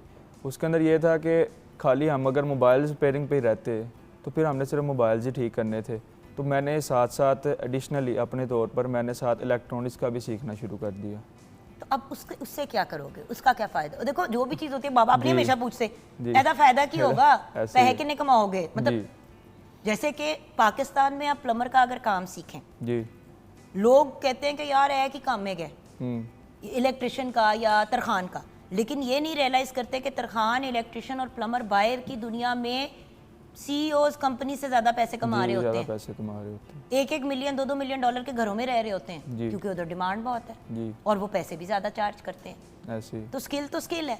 स्किल है। अब मोबाइल रिपेयरिंग का कोई बंदा सोच के कह रहा होगा कि आया है अब बैठ के उन मोबाइल ठीक करेगा, लेकिन बाहर इसका बहुत स्कोप है, बाहर स्कोप है इसका, क्योंकि बाहर वाले लोग मोबाइल के बगैर नहीं रह सकते। हम भी नहीं रह सकते। जी, तो ये मोबाइल रिपेयरिंग करोगे कैसे फिर आप, मतलब ये दुकान होगी जिस पे रिपेयरिंग होगी, मतलब आपने सोचा क्या है कि इस वाली कोर्स का आप किस तरह बेनिफिट लोगे? मैं अपनी एक शॉप बनाना चाहता हूँ मोबाइल रिपेयरिंग की, ऑनलाइन भी और प्रैक्टिकली भी। ऑनलाइन इसलिए, ऑनलाइन में जो सी मोबाइल्स की एक्सेसरीज सारी होती हैं वो मैं ऑनलाइन अपनी पुरानी स्किल डिजिटल मार्केटिंग को यूज़ करके सेल करूँगा। अच्छा बेटा, मैं आपको एक आइडिया दूं, आप ना उसके अंदर ये भी ऐड करें कि आप होम सर्विस भी देंगे, जी कि अगर आपकी कोई डिवाइस ख़राब हो गई है और आप नहीं आ सकते, कितने ज़्यादा लोग बेटा, जैसे कि मेरी अम्मी है, मामा के लिए अपने मोबाइल को ठीक कराने के लिए पहले गाड़ी अरेंज करके, मतलब अपनी गाड़ी ड्राइवर के साथ जाना, दुकान के अंदर जाना, सीढ़ियों नीचे चढ़ के जाना, आपको पता है ज़्यादातर दुकानें जी। नीचे, उधर जाके फिर उसको चेक कराना, फिर जाना, फिर वापस आके करना, बड़ा मुश्किल होता है। मुश्किल काम हो जाता है। तो और ख़वातीन के लिए भी मुश्किल होता है, जो न्यू मदर्स होती हैं, फिर जी। कुछ लोग होते हैं जो मजदूर होते हैं। तो अगर आप होम सर्विसेज की शुरू कर देते हो ना, कि आपसे आके आपकी डिवाइस लेके आपसे प्रॉब्लम समझ के आपको घर वापस डिलीवर कर दिया जाए। जी, ये भी अच्छा आइडिया है। आप समझ रहे हैं? जी जी, समझ गया हूँ, सो ये भी एक चीज़ आप ऐड कर सकते हैं। कर सकते हैं। बट यही चीज़ है ना कि इन चीज़ों के ऊपर जब बंदा कोर्सेज करता है, जी। चीज़ें करता है, तो आपको बेनिफिट्स होते हैं। अब बाहर के मुल्क में मोबाइल रिपेयरिंग पे आप बहुत पैसे कमा सकते हैं। जी, ऐसी है। यूज्ड मोबाइल की कितनी बिजनेस है। हम्म, अच्छा, तो अब ये सब तो कर लिया, ये आप जो आज हमारे पास डिवाइस लेके आए, आपने कुछ इन्वेंट भी किया जी, इन्वेंट उस किया। इन्वेंशन के बारे में बताओगे, और इन्वेंशन की तरफ कैसे गए? ये तो मार्केटिंग सीख रहे थे और दूसरी तरफ वो सीख रहे थे ठीक करनी चीज़, तो ये जी। किधर से आ गया? ये आ गया, मैंने देखा था जैसे अब कार होती है, ई टैग वाली गाड़ी होती है हाँ एक, जी। वो जब पास जाती है उसका जो सा वो सेंस करके उसका वो ओपन हो जाता है, टी टी करके ओपन और हो वो जाता टी करके वापस है। हो जी, जाता है। वापस नीचे हो जाता है। तो यही मैंने किया कि जैसे सिक्योरिटी सिस्टम होता है, आप अपने घर के बाहर भी ऐसे एक डिवाइस बना के लगा दें, जैसे वो लगी होती है, आप घर के बाहर डिवाइस बना के लगा दें, जैसे ही कोई आएगा आपको पता चल जाएगा, इसने टी करके आपको उसके मोशन सेंस करके बता देने का कोई आया है आपके घर के अंदर। तो मैंने सिक्योरिटी अलार्म बनाया। ये घर के अंदर के लिए, जी, जैसे अंदर गराज के के लिए। एरिया के जी अंदर। अच्छा, क्योंकि होता ही है कि व्यूअर्स कैमरे तो लगे हुए होते हैं, जी लेकिन अगर आपकी नज़र कैमरे के ऊपर है तब तो आपने देख लिया। जी, अगर आपकी नज़र कैमरे पे नहीं है, कोई चुपके से अंदर घुस आया, जी। तो आपको नहीं पता चलेगा। नहीं पता चलेगा। तो ये ज़रा बताएंगे कि ये इसके अंदर हमारा ऑडियोनिक का सारा सेटअप यूज़ हुआ है, ठीक है, जिसके अंदर हमारा आईसी लगा होता है, ठीक। उसके अंदर हमने एआई से कोड जनरेट करके करवाया। अच्छा जी। और ये आपने कहाँ सीखा? ये मैंने सीखा नहीं है, मुझे पाइथन और ये लैंग्वेजेस नहीं आती, ये मैंने एआई से हेल्प ली है खुद। एआई से लेके बनाए? जी, एआई से लेके, इसका आईसी होता है। लेकिन एआई को भी समझना और यूज करने के लिए आपको टेक्निकल थोड़ी नॉलेज चाहिए। टेक्निकल थोड़ी नॉलेज है थी मुझे उसकी। और वो क्योंकि आप पढ़ भी रहे हैं, वो मैंने मार्केटिंग के अंदर एआई सीखी थी थोड़ी बहुत, तो उसमें आपने एआई सीखी। तो कोई वाली बात है ना व्यूअर्स कि अगर सीख के पढ़ के बंदा निकले। अच्छा, अब इसका बेनिफिट क्या होगा और इसको अब आप इसके साथ करना क्या चाहते हैं? इसका बेनिफिट ये होगा कि ये प्लेयर कर दूं, ये अभी कहीं बिक नहीं रही, अभी ये कहीं सेल नहीं हो रही है, इन्होंने एक चीज़ इजाद की है, अभी ये पैटेंट करके इन्होंने सारा कुछ करना है। मैंने सिर्फ आपको एक पॉइंट ऑफ व्यू बताना है कि देखें एक 18 साल का बच्चा भी थ्रू एआई एंड थ्रू अब थोड़ी सी मतलब बहुत ज़्यादा नहीं टेक्निकल नॉलेज, कितने लंबे कोर्सेज थे ये आपके? 4 मंथ्स 3 मंथ्स के कोर्सेज, 3 मंथ्स मैक्सिमम। और इसके लिए आपने पैसे कितने दिए? इसके लिए मैंने कुछ पैसे नहीं दिए, free of course, free of course है। सो बिल्कुल फ्री कोर्स, बिल्कुल फ्री कोर्स है। तो फिर आपके एंड से क्या रिक्वायरमेंट होती है? देखिए वो तो आपको फ्री में दे रहे हैं कोर्स, लेकिन आपके एंड से क्या क्या रिक्वायरमेंट? हमारे एंड से ये होता है जो हमें काम दे रहे हैं, असाइनमेंट्स दे रहे हैं, हमें प्रैक्टिकल वर्क्स दे रहा है, वो हम उनको फुल परफॉर्म करके दिखाएं। ठीक है, बस उनका जो सी रेगुलर असाइनमेंट हमने वो कंप्लीट करके उनको बतानी होती है। अच्छा, बट जब कोर्सेज खत्म हो जाते हैं तो क्या जॉब या कोई और ऐसी चीज़ें भी होती जी, ऑफर्स होती हैं आपको, क्योंकि गवर्नमेंट का कोर्स है ना, तो लोग फिर गवर्नमेंट की तरफ ज़्यादा आते हैं, तो हमें फिर जॉब्स भी ऑफर होती हैं। और इसके बाद क्या करना चाहते हो? इसके बाद मैं देखो आपने ये 2 कोर्स भी कर लिए, साथ में आप अपना इंटर कर रहे हैं आईसीएस, ठीक हो गया जी, 2 कोर्स हो गए, यू आर जस्ट माशाल्लाह 18 इयर्स ओल्ड जी। करना क्या है यहाँ से आगे अपनी ज़िंदगी का होता है ना गेम प्लान क्या बनाया है? देखो एक से दूसरी जगह पहुंचना है, उसका रूट बनाना तो जरूरी है ना, तो रूट क्या है? रूट मेरा और फाइनल डेस्टिनेशन क्या है? मेरी फाइनल डेस्टिनेशन बाहर ही है। नहीं बट बाहर क्या मेरा बेटा, बाहर ये जो बाहर जाके तो लोग टैक्सी भी चला लेते हैं। बाहर जाके जो से मैंने प्रैक्टिकल वर्क सीखे हैं, मोबाइल रिपेयरिंग, मार्केटिंग, वहाँ पे मैं मोबाइल्स का अपना सेटअप शुरू करना चाहता हूँ बाहर जाके। बिल्कुल सही जी, क्योंकि बाहर इसकी डिमांड बहुत है और इसमें भी नैपटेक आपकी हेल्प कर सकता है। नैपटेक हेल्प कर सकते हैं। तो मजीद और कोर्सेज लेने हैं अपने नैपटेक पे? जी, मैं ट्राई तो कर रहा हूँ कोर्सेज और शुरू करने की। मतलब किस किस्म के और करोगे? मैं ये समझना चाह रही हूँ कि जैसे एक मार्केटिंग का हो गया जी, एक आपका मोबाइल रिपेयरिंग का हो गया जी, और कौन कौन से कोर्सेज लोगे कि वो एक दूसरे को कॉम्प्लीमेंट करके एक अच्छा सा गुलदस्ता बन जाए? मेरा आगे माइंड है मैं ई कॉमर्स करूँ दोबारा नैपटेक से। ठीक है, ई कॉमर्स क्योंकि वो तो मार्केटिंग थी ना, मार्केटिंग और ये ई कॉमर्स है। ठीक है, ताकि जब हम मुझे ना स्टोर भी बनाना आ जाए, स्टोर रन करना आ जाए, कैसे रन होता है, वेबसाइट कैसे बनानी है, ये सारा कुछ ई कॉमर्स सीखूंगा। फिर जो सी मेरी डिजिटल मार्केटिंग की स्किल है वो मैं उसके साथ यूटिलाइज़ करूँगा, क्योंकि जब ई कॉमर्स आप स्टोर बनाते हैं वो ऐसे नहीं चलता, उसके लिए भी आपको एड्स रन, कैंपेन्स रन करनी पड़ती हैं। बिल्कुल सही, तो वो मार्केटिंग के थ्रू ही चलेगा वो कोर्स। बिल्कुल सही। आपके एक और साथी ने हमें भी ज्वाइन करना है, राइट? तो मैंने सोचा कि आप हमारे साथ ही रहे, कुछ हम ऑनलाइन ये देखेंगे भी। ये क्योंकि जब कुछ कनेक्ट करते हैं तो T T T T T T भी करती है, तो टी टी क्या करती है और टी टी का मतलब क्या है, ये सारी बातें हम अभी उनसे एक वो जो कहते हैं ना कि एक टेस्टर टीजर भी हम ऑनलाइन करेंगे। डन अली? डन। तो हम एक ब्रेक की तरफ जाएंगे, ब्रेक के बाद वापस आएंगे, इनके एक साथी भी हमें ज्वाइन करेंगे, उनका भी नैपटेक के साथ एसोसिएशन है, वो क्या कर रहे हैं, उनको क्या बेनिफिट्स हुए। बेसिकली व्यूअर्स, मुझे लगता है कि हम हमेशा इस प्लेटफॉर्म पे जब बैठ के इस्टेब्लिश लोगों से बात करते हैं तो वो तो अपने करियर में ऑलरेडी एक जगह पहुंच चुके होते हैं। ये जो यंग बच्चे हैं ये इंस्पिरेशन है। हम लोग क्या कहते हैं कि यार बच्चे पढ़ रहे हैं, उनको बस पढ़ाई पे तवज्जो देने दो। अच्छा, दुनिया बदल गई है व्यूअर्स, पढ़ाई के साथ साथ आगे अब जैसे कि अगर ये अपना एफए कर रहे हैं, अब एफए के बाद अगर इंटर कर रहे हैं तो इंटर के बाद अगर इन्हें बाहर यूनिवर्सिटी में भी अप्लाई करना है, वो सिर्फ इनके नंबर नहीं देखेंगे जी, वो ये भी देखेंगे कि क्या इनकी को करिकुलर एक्टिविटीज़ है, डिबेटिंग सोसाइटी, क्या ये पोइट्री रेसिटेशंस, क्या ये ड्रामा सोसाइटी का हिस्सा थे, क्या कौन कौन सी और चीज़ें इन्होंने अपने वो जो कहते हैं ना क्रेडिट को डाली। और अगर कोर्सेज भी किए होंगे, इस तरह की चीज़ें भी की होंगी तो दाखिला भी आसान होगा और स्कॉलरशिप मिलना भी ईजी हो जाएगा। व्यूअर्स, वो वक्त चला गया है जहाँ पे बस एक ही चीज़, जिस तरह घोड़े को ब्लाइंडर्स लगा के बस एक ही फोकस पे लेके चलते हैं। दुनिया बदल गई है, तो जैसे हमें भी 10-15 जगह हाथ पांव मारने पड़ते हैं सर्वाइवल के लिए, उसी तरह इन यंग बच्चों को अगर इस एज पे प्रॉपरली प्रिपेयर करके आगे भेजेंगे तो इनका सर्वाइवल भी बेहतर होगा और बल्कि ये सक्सेसफुल एंटरप्रेन्योर्स बन के आगे आएंगे। अब इन दोनों बच्चों से ये भी पूछ रहे हैं कि नौकरी आगे करनी है या फिर एंटरप्रेन्योर बनना है, और दोनों में इनको क्या फर्क लगता है और क्यों। ब्रेक के बाद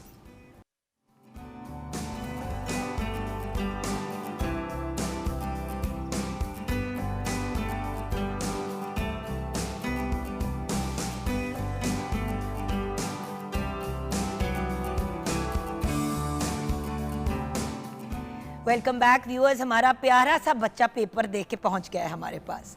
अल्लाह करे कि हमारा बच्चा कामयाब हो। हमारे साथ मोहम्मद दानिश इमरान है। मोहम्मद दानिश इमरान फर्स्ट ईयर के स्टूडेंट हैं और दोस्त हैं अली रज़ा के, लेकिन इनकी दोस्ती भी नेफ्टेक पे हुई। अब मज़े की बात यह है कि नेफ्टेक पे ना सिर्फ कोर्सेज हो रहे हैं, यहाँ पे तो दोस्ती यारियाँ भी जोड़ी जा रही है और ग्रुप्स भी बन रहे हैं। और आगे जाके वैसे एक बात मैं आपको ज़रूर बताऊँ व्यूअर्स, नेफ्टेक की, जिसका मैं बहुत क्रेडिट देना चाहूँगी फेडरल गवर्नमेंट को, कि ना सिर्फ ये बच्चों को लेके आते हैं वहाँ पे सीखने के लिए, ऐसी इन्वायरमेंट क्रिएट करते हैं कि अगर मिल के बच्चों ने कोई एंटरप्रेन्योरशिप या किसी प्रोजेक्ट या कोई चीज़ को आगे लेके चलना है तो उसके भी मौके क्रिएट करते हैं, यानी कि लाइक माइंडेड लोगों को कनेक्ट करते हैं। आप मुझे बताएं व्यूअर्स, आजकल यूनिवर्सिटी कॉलेजेस में भी ये वाले मामलात नहीं चल रहे। अस्सलाम वालेकुम दानिश। वालेकुम सलाम। अब आपका नाम मोहम्मद है या दानिश है या इमरान है? मोहम्मद दानिश है। तो मैं आपको प्यार से क्या बुलाऊं? दानिश। दानिश। अच्छा मेरा बेटा दानिश, आप motion sensor and AI coding पे के प्रोजेक्ट पे काम करें, मैं इसकी तरफ बाद में जाऊंगी। पहले मुझे सिर्फ इतना बता दो, फर्स्ट ईयर के स्टूडेंट हो, 17 साल आपकी उम्र है और ये एक कोर्स नहीं है जो आप अभी कर रहे हैं, आपने पहले भी किए हैं। तो पहले ज़रा ये बताओ कि अम्मा अब्बा ने डाला कोर्सेज में, क्या कहानी है? मेरा अपना शौक़ था। अच्छा। मुझे एक शौक़ था कि मैं आगे बढ़ूँ, अपनी स्किल हासिल करूँ, पढ़ाई के साथ अपनी स्किल लेके चलूँ। तो मैंने स्किल हासिल करने के लिए पहले प्राइवेट कोर्स किए थे, ग्राफिक डिज़ाइनिंग के किए थे, फ्रीलांसिंग की थी। तो जैसे जैसे मैंने स्किल हासिल की, आगे नैपटैप की एडवर्टाइजमेंट हुई थी, काफ़ी एडवर्टाइजमेंट। और आपने रियलाइज़ किया कि फ्री में भी कोर्सेज लिए जा सकते हैं। ये तो फ्री कोर्सेज है ना जो आप कर रहे हैं? जी। बट वो जो आपने प्राइवेटली किए थे उसके पैसे दिए? जी, पे किया था। आप नेफ्टेक का पता चल गया, आप तो नहीं प्राइवेट कोर्स करोगे ना? नहीं। अच्छा, तो फिर इनसे कैसे, मतलब, और फिर अभी जो आप कोर्स कर रहे हैं उसमें आप दोनों की मुलाकात हुई? जी, उसमें हमारी मुलाकात हुई थी। मुलाकात से दोस्ती होगी, दोस्ती में हम फिर एक टीम वर्क बना लिया, टीम वर्क से हमने प्रोजेक्ट वगैरह बनाना शुरू किए। अच्छा, अब वो प्रोजेक्ट क्या है थोड़ा सा इन्होंने बताया, मैं आपसे भी जानना चाहूँगी, लेकिन किचन में जल्दी से शेफ़ अनम की तरफ भी बढ़ते हैं, क्योंकि मुझे पता चला है कि यहाँ पे एक ऐसे इंडिविजुअल भी हैं जिनको शेफ़ बनने का भी शौक़ है। ये बच्चे पता नहीं क्या क्या करेंगे, अगर सारा कुछ आप सीख लेंगे तो बच्चों हम क्या करेंगे? हम लोगों के लिए तो कुछ भी करने के लिए नहीं रहेगा। लेकिन जी शेफ़ अनम। जी जुगन आपी, तो आज की हमारी रेसिपी थी अचार गोश्त रेडी हो गया है, उसके साथ हमने सैलड और रायते के साथ उसको सर्व किया है। अब आपने सिर्फ खमीरी रोटियां मंगवानी है और आपका दोपहर का जो लंच है वो रेडी है कंप्लीट। अच्छा, मुझे एक बात बताओ, अब हमारे साथ मतलब अली भी हैं, दानिश भी हैं, 17 एंड 18 ईयर्स ओल्ड। जी। 17-18 साल की उम्र पे, आई रिमेंबर 17 पे I went off to college to Canada, और मेरा भी बड़ा जी चाहता था चीज़ें करने का, लेकिन 17 की एज तक मैंने एक इंटर्नशिप की थी एक मार्केटिंग की फर्म में। बिल्कुल। बस BTL पे, वहाँ पे मैंने की थी। BTL से कह रही हूँ कि वो बंद हो चुकी है, कब की वो क्लोज हो गया, वो लोग बाहर शिफ्ट हो गए। वो एक मैंने किया था। मेरे तो जहन में भी ये चीज़ नहीं थी कि पढ़ाई करते हुए, प्रॉपर पढ़ाई करते हुए मैं कोर्सेज साथ करूँ। बिल्कुल। और मैं इस चीज़ पे, आपका एज ग्रुप भी उस वक्त ये नहीं करता था। एग्जैक्टली मैं यही कहने लगी थी कि अब बच्चे जो है वो ज़्यादा मल्टीटास्किंग करते हैं, और ख़ास तौर पे क्योंकि वक्त आ चुका है AI का बहुत ज़्यादा, तो ज़्यादा IT की तरफ और AI की तरफ बच्चों का बहुत ज़्यादा ध्यान है। अगर मैं सोचती हूँ कि जब बैक इन टाइम मैं जब मैं अपना ये कर रही थी कलिनरी आर्ट्स का, तो उस वक्त अगर मेरे पास ये वाला भी स्किल होता, ये आपके आने वाले, जब आप होटल फील्ड में ख़ास तौर पे काम करते हैं, जब आप एग्जेक्टिव शेफ़ बनते हैं, तब ये चीज़ें इतनी इंपॉर्टेंट और इतनी काम आपके आगे आती हैं। तो क्योंकि आप तो शेफ्स में भी जो दिखता है वो बिकता है। एग्जैक्टली। आप सिर्फ खाना नहीं अगले का बेच रहे होते, आप अगले की पर्सनैलिटी को सेल कर रहे होते हैं अलॉन्ग विद द फूड। बिल्कुल। और मैं तो मैंने देखें, हम लोग नो डाउट एक्टर्स को, सिंगर्स, मॉडल्स, डॉक्टर्स को, पढ़ाई के से रिलेटेड लोगों को बुलाते हैं, लेकिन ये बच्चे जो आउट ऑफ द बॉक्स काम कर रहे हैं, बिल्कुल, और अगर हमारे गवर्नमेंट के इदारे सपोर्ट कर रहे हैं हमारे बच्चों को, तो जो लोग ये सोच रहे हैं कि साडा बुंडा थे कख नहीं कर रहा थे, हम यूनिवर्सिटी की फीसें तो अफोर्ड नहीं करते, आप अपने बच्चों को, अगर वो वेलियां खा रहे हैं तो उनको नेफ्टेक भेजिए, और उनको जिस एरिया में उनका इंटरेस्ट है उनको कुछ ना कुछ मिल जाएगा करने को। राइट कह रहा हूँ? Right, yes right. अच्छा, अब जैसे शेफ की बात हो रही है, अब ये जो आप सारे कोर्सेज कर रहे हैं, और आपको कलिनरी आर्ट्स, बताओ बेटा। जी, कलिनरी आर्ट्स का मुझे भी बहुत शौक है शेफ़ का। तो मैं अपनी जो सी ई-कॉमर्स की और मेरी डिजिटल मार्केटिंग की स्किल्स है, मैं साथ चाहता हूँ मैं शेफ़ की भी स्किल सीखूँ, वो सीख के मैं, ताकि शेफ़ का जो सी सर्विसेज होती है वो भी मैं लोगों के घरों तक पहुँचाऊँ, ताकि जो जैसे फूड ऑर्डर्स करते हैं, बिल्कुल, वो मैं चाहता हूँ। और एक्चुअली व्यूअर्स ज़्यादा सस्ता है घर के अंदर से या अपनी किसी सेटअप के अंदर एक इस तरह से बिजनेस रन करना। होता ही है कि जब आप रेस्टोरेंट खोलते हैं उसके अखराजात बहुत ज़्यादा होते हैं जी। अगर आप होम बेस्ड बिजनेस से स्टार्ट करते हैं तो कामयाबी के ज़्यादा चांसेस होते हैं और आप चेक भी कर सकते हैं कि आपका काम चलेगा कि नहीं। जी जी। अच्छा दानिश, आप बताएं कि ये जो आप लोगों का प्रोजेक्ट है इसके बारे में, और ये प्रोजेक्ट आप लोगों ने शुरू कैसे किया दोनों ने? हम वैसे ही बैठे हुए थे, आपस में मशवरा कर रहे थे कि हमने कोई सिक्योरिटी की मतलब अपनी सेफ्टी के लिए कोई चीज़ बनाते हैं। तो अचानक आइडिया आया कि हम सिक्योरिटी अलार्म सिस्टम बनाते हैं कि अगर अननोन कोई भी शख्स उस सेंसर के आगे से गुजरता है तो अलार्म पूरे घर का अलार्म अननोन, यानी कि अगर मैं गुजरती हूँ तो नहीं बजेगा। जी नहीं क्योंकि बजेगा। बाहर के मुल्क में ये होता है कि ये आपके पास होती है चीज़ के आपके घर के अंदर, पूरे घर के अंदर मोशन सेंसर्स आपने ऑन कर दिए। एक प्रॉब्लम, बहुत महंगे होते हैं, और दूसरी बात कोई भी हिले, अब अगर आपकी बिल्ली भी है वो भी अगर घूम रही है तो वो आपका सेंसर बोल पड़ता है। जी बोल पड़ता है। और वो बहुत से लोग फिर नहीं भी लगा पाते क्योंकि बड़े लोगों के घर में जानवर वगैरह इस तरह, तो अननोन बंदा आएगा तो वो बोल पड़ेगा, शोर अलार्म करेगा। शोर करेगा। तो अब ज़रा दिखाएंगे कि आप इसको कैसे? जी मैं दिखा देता हूँ।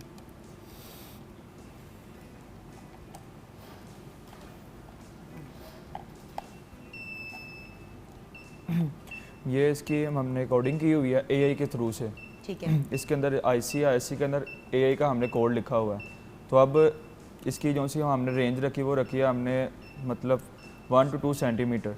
ये देखिए आप, ये सेंस कर लिया इसने मेरे हैंड को। अच्छा, तो व्यूअर्स देखिए ना, ये सेंसर नॉर्मल चल रहा है, ठीक है। जी। अब आप इसके करीब गए, समझ रहे हैं viewers? Ji.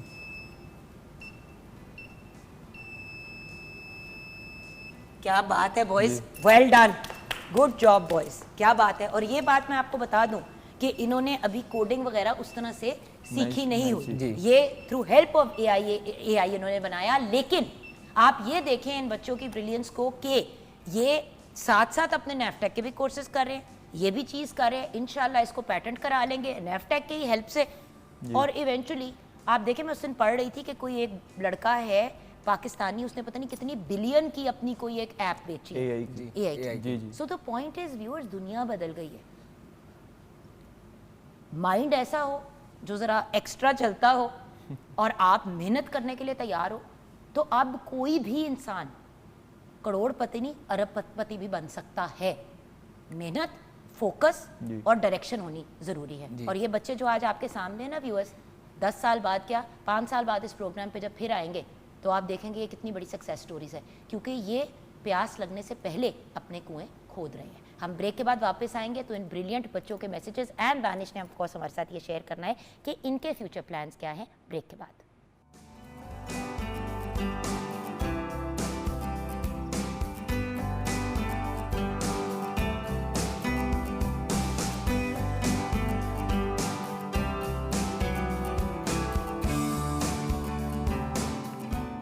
Welcome back from the break viewers. हमारे साथ तो बहुत ही ब्रिलियंट स्टूडेंट्स हैं, अली रज़ा एंड मोहम्मद दानिश इमरान। मोहम्मद दानिश इमरान जी। नेफ्टेक से आप दोनों जैसे के बच्चे कोर्स कर रहे हैं, फ्री कोर्स जो फेडरल गवर्नमेंट के ऑफ़र हो रहे हैं फ्री कोर्सेज। मुझे ये बताओ कि आपका फ्यूचर प्लान क्या है? अली रज़ा ने तो कुछ 70 काम करने हैं, उन्हें मोबाइल रिपेयरिंग की दुकान भी खोलनी है और होम सर्विस भी देनी है, वो तो हमने आपस में जी जी। अम्मा जी ने आपको मशवरा दे दिया। अच्छा, वो भी हो गया। साथ में उसने अपना उसने अपनी कलनरी कोर्स करके होम बिजनेस, वो मल्टीपल चीज़ें करना चाहता है। तो मेरा ये छोटू बेटा क्या करना चाहता है, क्योंकि आप 17 के हैं, तो क्या बिजनेस करना चाहता हूँ मैं। अपनी जो स्किल मैंने हासिल की है, किस किस्म की बिजनेस? ये भी तो कॉस्मेटिक्स जी। क्यों, किसी के साथ करनी है या खुद ही करोगे कॉस्मेटिक्स का काम? ये असल में मेरे अब्बू का ये सारा काम था, कॉस्मेटिक के उनके बिजनेस है, तो वही बिजनेस अपने स्किल के जरिए जो मैंने सीखा उसे आगे लेके जाने के लिए, अब यही उनका साथ देखें ना देने के लिए। व्यूअर्स, बिल्कुल सही, वेरी गुड आइडिया। अब देखें, आप अपनी फैमिली की बिजनेसेस को भी, व्यूअर्स आप कुछ मिठाई की दुकान का कह रहे थे, बताएं जरा वो बात कौन है? वो तो वैसे ही मैंने कहा था कि जैसे ई कॉमर्स के ज़रिए हम घर से घर तक, ये था हम मिठाई वगैरह दे सकते थे, मतलब घर खुद डिलीवरी वगैरह दे सकते थे। ये वैसे ही प्लान मैंने किया था। वैसे जो मेरा ओरिजिनल जो प्लान है वो बिज़नेस है कि अपने जो मेरे अब्बू ने जो मेहनत की है, जो स्ट्रगल किया है, उस स्ट्रगल को लेके और मैं स्ट्रगल करके बिज़नेस टॉप पर लेके जाऊँ। क्योंकि लोग घर बैठे हर चीज़ ऑर्डर कर लेते हैं। जी कहाँ दुकान में जाएं और एक एक अलमारी, मतलब एक एक वो शेल्फ पे जाएं और चीज़ों को ढूंढें, वो भी एक्सपीरियंस एक मुख्तलिफ चीज़ है। लेकिन आजकल आप देखेंगे व्यूअर्स, दुकानें ज़्यादातर एम्प्टी होती हैं जी अनलेस कोई क्रेजी सेल लगी हो इन पर्सन या वटेवर, दुकानें खाली हैं, लोग ऑनलाइन ऑर्डर कर रहे हैं। तो जो लोग ऑनलाइन की टो में लग गए हैं वो पैसे कमाएंगे, जो नहीं कर रहे वो नहीं कमाएंगे। सो अब यहाँ से यंग लोगों को हमारे इस प्लेटफॉर्म से आप दोनों क्या पैगाम देना चाहेंगे? क्योंकि देखें, आप लोगों को बुलाने का रीज़न इंस्पिरेशनल पर्सनैलिटीज़, हम यूथ को कहते हैं कि आगे बढ़ो, इन्वॉल्व हो, ये करो वो करो। ना तो आप दोनों के माँ बाप ने आपको कहा, ना आपके किसी फैमिली मेम्बर ने आपको कोर्स में डाला, आपने खुद अपने स्क्रोलिंग टाइम को पॉजिटिव बनाया। आप अलहदा आपने देखा, आपने अलहदा देखा, आप दोनों, मैं गलत हूँ तो मुझे करेक्ट करना आप लोग। फिर आप दोनों एक जगह पे गए, कोर्स कर रहे थे, कोर्स में आप लोग मिले, वहाँ से आपकी कनेक्शन बनी और आप लोगों ने एक चीज़ इजाद की, सिक्योरिटी सर्विसेज की। अब व्यूअर्स, ये बच्चे मेरे लिए इंस्पिरेशन है, क्योंकि जो लोग ऑलरेडी इस्टेब्लिश्ड है व्यूअर्स, वो तो इस्टेब्लिश्ड है, वो तो कमा ही रहे हैं पैसे। लेकिन अगर उन लोगों ने भी अपनी बिजनेसेस को और चीज़ों को और कामयाब करना है तो उनको आज के ज़माने के साथ चलना पड़ेगा। आप सारे बड़े मल्टीनेशनल ब्रांड्स देखें, हर बंदा AI ई कॉमर्स की हेल्प ले रहा है और ज़्यादातर सेल्स ई कॉमर्स के थ्रू हो रही है। आप ये देखें कि आजकल वो लोग जो टीवी पे बड़े कम पैसों में काम करते थे, वो सोशल मीडिया पे अपने यूट्यूब वगैरह पे चैनल्स बना के करोड़ों में कमा रहे हैं। सो अपॉर्चुनिटीज़ हैं व्यूअर्स, सही सिरा पकड़ना ज़रूरी है। तो मेरे जो दो यंग हीरोज़ हैं, हमारी जो इंस्पिरेशन है, वो हमारे व्यूअर्स को क्या पैगाम देंगे? अली रज़ा, आपसे स्टार्ट करेंगे, व्यूअर्स को क्या कहेंगे? मेरा यंग जनरेशन को यही पैगाम है कि हमें खाली डिग्री नहीं मैटर करती, हमें साथ स्किल्स भी सीखनी चाहिए जी। और स्किल्स में वो स्किल्स सीखनी चाहिए जो अभी हमारे आने वाले फ्यूचर में हमारे काम आए। खाली अगर डिग्री पे आप चलेंगे तो आगे आप फिर जॉब्स के लिए बस रह जाएंगे। अपने स्किल से ये होगा, आप आगे अपने स्किल को अपनी पढ़ाई के साथ जोड़कर और अटैच करके उसके बाद आप अपना बिजनेस स्टार्ट कर सकते हैं। बिल्कुल सही। और यहाँ पे ये भी दाने ज़रूर पेरेंट्स को भी एक पैगाम जाना बनता है कि अगर बच्चे पढ़ाई के साथ कोई पॉजिटिव काम करना चाहते हैं, तो बहुत से माँ बाप कहते हैं नहीं सिर्फ पढ़ाई पे तवज्जो दो। व्यूअर्स, हमारे बच्चे ना हमसे कई गुना ज़्यादा एडवांस है और यही होता है, हर जनरेशन दूसरी से ज़्यादा अक्लमंद और ज़्यादा नॉलेज के साथ आगे आती है। उनको सिर्फ राइट डायरेक्शन दिखानी है। तो बच्चे अगर फजूल काम की जगह कोई कोर्स लेना चाहते हैं फ्री नेफ्टेक में या कोई इस तरह का काम करना चाहते हैं, तो वो जो काम गलत चीज़ों में लगाएंगे वो काम अच्छी जगह पे लगा रहे हैं। तो माँ बाप को भी कहूँगी कि अगर बच्चों को डायरेक्शन नहीं मिल रही तो आप उनको कुछ कोर्सेज में डालें, क्या पता कोर्स के थ्रू ही उनको अपना इंटरेस्ट मिल जाए। इन दोनों ने भी तो इजाद किया ना आपस में मिलके, ये तो सिर्फ कोर्स ले रहे थे, इन्वेंशन भी हो गई। जी दानिश, आपका पैगाम? मैं अपने भाइयों के लिए यही कहूँगा कि वो स्टडी के साथ साथ स्किल हासिल करें। स्किल से हमें आगे जाके जो डिग्री हाथ में होती थी, नौकरियों की तलाश करनी पड़ती थी, नौकरी नहीं कोई देता था। स्किल से हम अपना बिजनेस बना सकते हैं, अपना बिजनेस आगे लेके जा सकते हैं। स्किल से हम अब एक दूसरे के साथ कम्युनिकेशन ज़्यादा और अच्छी हो, फ्री आपको ये एक सर्विस मिल रही है, एक फ्री चीज़ आपकी गवर्नमेंट व्यूअर्स आपको प्रोवाइड कर रही है। देखें, या तो हम लोग यहाँ पे बैठ के कह रहे होते कि जी आप लाखों के कोर्स जो हैं जाके खुद पैसे दें, ये लाखों के ही कोर्सेज हैं जो फ्री में आपको नेफ्टेक फेडरल गवर्नमेंट प्रोवाइड कर रही है।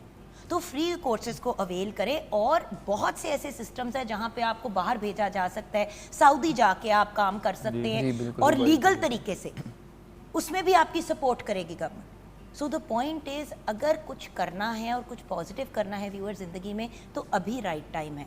और ये तो बच्चे हैं, मेरी एज ग्रुप के भी, इवन बुजुर्ग भी जाके कोर्सेज वगैरह ले सकते हैं और अपनी लर्निंग को इम्प्रूव कर सकते हैं और अपने आप को एक खुद मुख्तार सिटीज़न बना सकते हैं ऑफ पाकिस्तान, जो ना सिर्फ इस मुल्क को कंट्रीब्यूट करेगा बल्कि इस मुल्क के जो अवाम है उनको जॉब्स भी प्रोवाइड करेगा।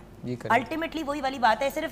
मैं सिर्फ इनसे बच्चों से एक सवाल पूछना है, जॉब या अपनी बिजनेस? अपना बिजनेस। जॉब या अपना बिजनेस? अपना बिजनेस। तो भाई जब सब अपना बिजनेस करना चाहते हैं व्यूअर्स, तो फिर हम अपने बच्चों को अपना बिजनेस करने के लिए क्यों नहीं तैयार करते? हम सिर्फ उनको डिग्रीज करा के नौकरियों के लिए क्यों तैयार करते हैं? इतने ज़्यादा लोग हैं दुनिया में, नौकरियां इतनी सी हैं, कहाँ से वो नौकरियां सारी कवर होंगी? बेहतरीन चीज़ ये है कि आप एक एंटरप्रेन्योर बने और आप जॉब प्रोवाइडर बने इंस्टेड ऑफ जॉब का उम्मीदवार। अपना ख्याल रखिएगा बच्चों, बेस्ट ऑफ लक।